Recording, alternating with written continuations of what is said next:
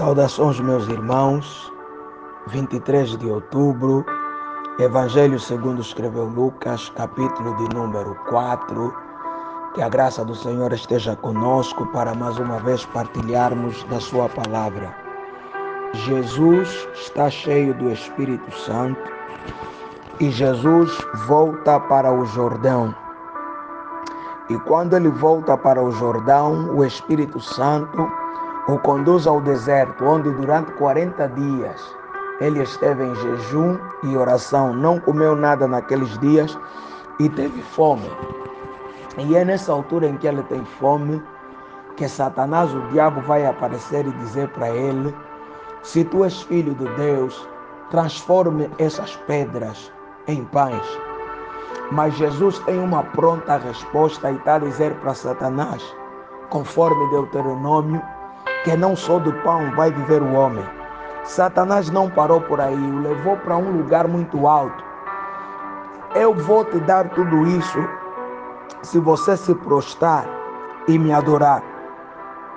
Jesus está a dizer que somente ao Senhor teu Deus adorarás, também está escrito. Satanás ainda assim insiste. Satanás está a levá-lo para um lugar muito alto novamente. Joga-te daqui abaixo, está escrito, aos seus anjos dará ordem a teu respeito, para que te tomem na mão e não tropecem em nenhuma pedra. Jesus novamente vai responder, também está escrito, não tentarás ao Senhor teu Deus. Meus irmãos, o que está a acontecer é que Jesus, ou seja, Satanás, meu irmão, minha irmã, não é desconhecedor da palavra de Deus que está escrita. Satanás não é desconhecedor dos mistérios, não é? De todas aquelas coisas que estão escritas de Gênesis a Apocalipse. Há até vezes que se diga que Satanás conhece as escrituras melhor do que muitos crentes. Isso não é mentira. Por isso a nossa colocação neste dia de hoje é dizer que Satanás conhece as sagradas letras e é verdade. E é a arma que ele tem para usar contra nós. Ou seja, tanto quanto a palavra de Deus é uma arma nas nossas mãos, na mão de Satanás também é uma arma.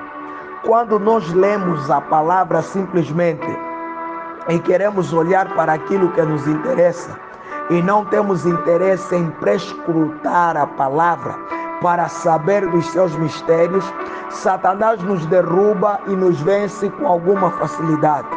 Por isso é que há muitas igrejas a pregar a Bíblia de forma falsa e a convencer muita gente. Por isso, há muitas igrejas que supostamente parecem bíblicas, mas estão a enganar as pessoas. E parece que as pessoas estão cegas. Realmente elas estão cegas, porque o que estão a usar para manipular essas pessoas é justamente o poder da palavra que elas adoram. É justamente inverter o sentido daquilo que verdadeiramente as escrituras querem nos transmitir. Com isto eu estou a querer dizer para ti, meu irmão, minha irmã, cuidado. Satanás, o nosso inimigo, está às espreitas e ele aparece justamente no momento da necessidade. Jesus estava com fome e ele fala de pão. Vai ser naqueles momentos em que você está numa carência, você está numa necessidade, por exemplo, financeira, em que Satanás vai te dizer que roubar nunca matou ninguém. Em que Satanás vai te dizer que desviar uma porção da empresa não faz de ti uma pessoa pior, porque há quem faz pior. E é nesse momento em que Satanás, quando você quer viver uma vida de santidade, que ele vai dizer que está escrito, se dissermos que não temos pecado, somos mentirosos, mas se confessarmos, ele é fiel e justo para nos perdoar. É no momento da fragilidade em que Satanás vai querer te transmitir que cometer pecado não é tão ruim assim, desde que você se arrependa.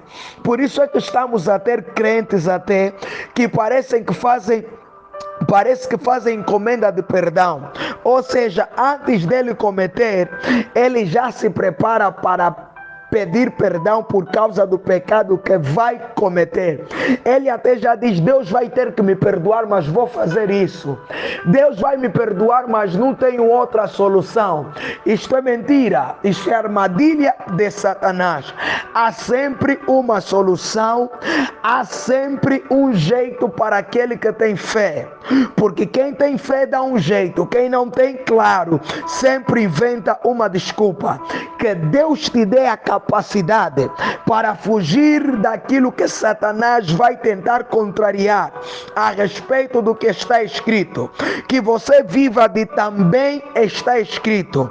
Que sempre que Satanás te tentar te fazer pecar por aquilo que está escrito, que na tua boca tenha a resposta também está escrito, para que a palavra de Deus não seja usada contra você pelo Satanás, diabo, nosso adversário.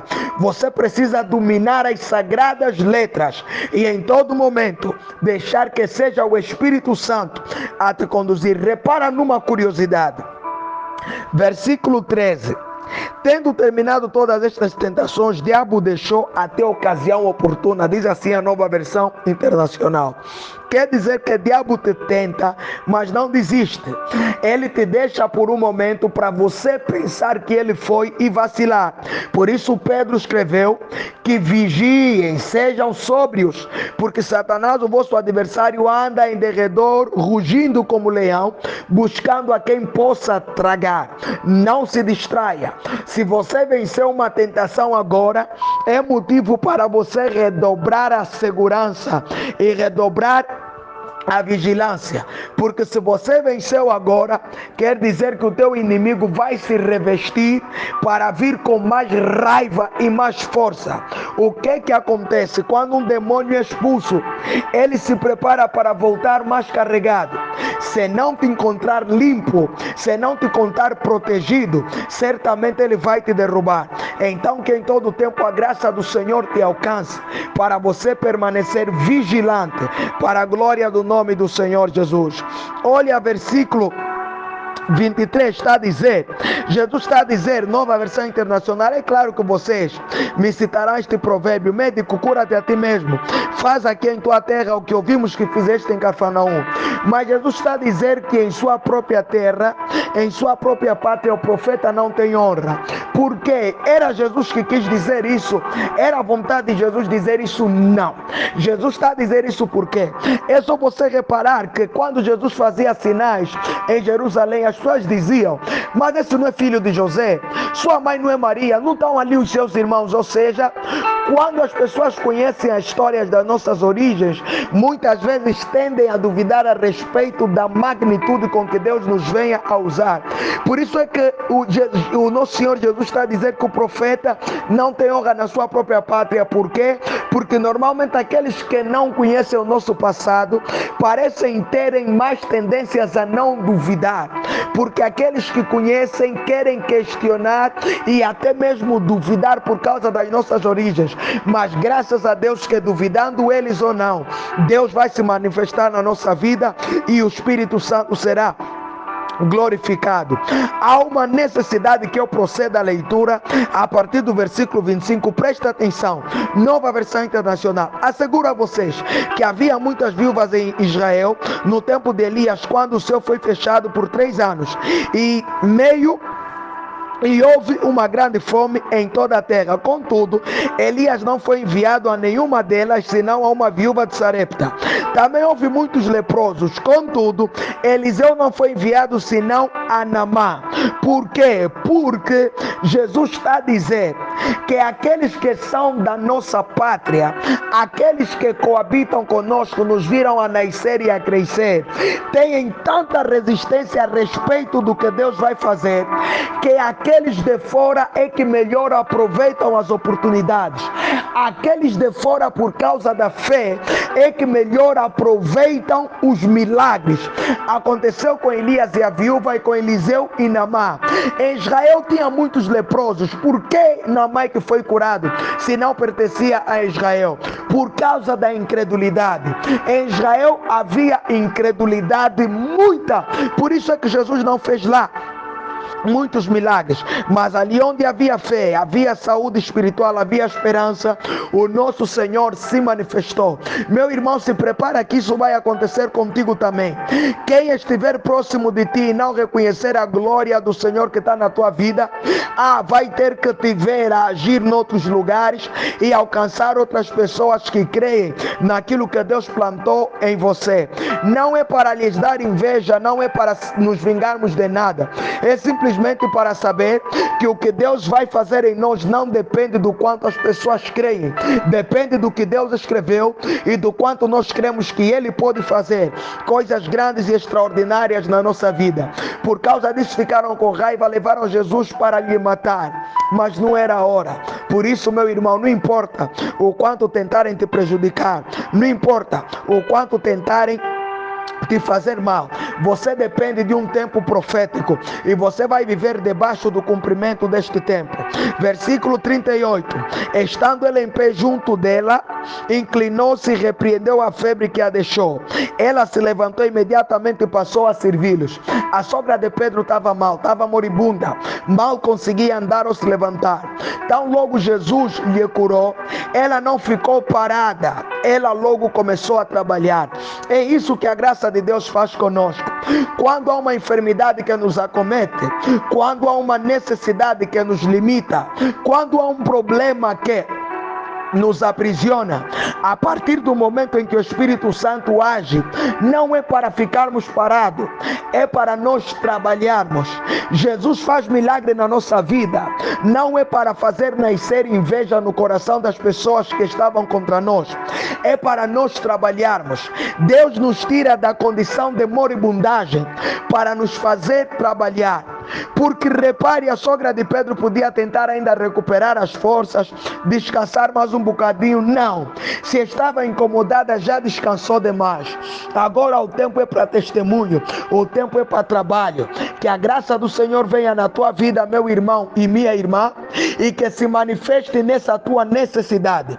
Então logo a tua necessidade for superada, que você entenda que você está sendo chamado, está sendo chamada para meter mão à obra, para trabalhar e fazer manifesta a glória de Deus. Versículo 42, e eu encerro aqui. Ao romper do dia, Jesus foi para um lugar solitário. As multidões o procuravam e quando acharam onde ele estava, insistiram que não as deixasse. Mas ele disse: é necessário que eu pregue as boas novas do reino a outras cidades também, porque para isso fui enviado. Olha, há momentos que você vai precisar se retirar para recuperar as forças, para se reconectar com Deus, porque você tem muito de Deus para dar, mas não fique só dando, receba também. Ou seja, Jesus deu tanto para as pessoas que havia agora necessidade dele cuidar de si em oração. Há muitos pregadores que fracassam porque pregam tanto, mas não têm tempo para se pregar. Há muitos líderes que fracassam porque lideram tanto e não têm tempo para se liderar. Lidere a tua vida, controle a tua vida.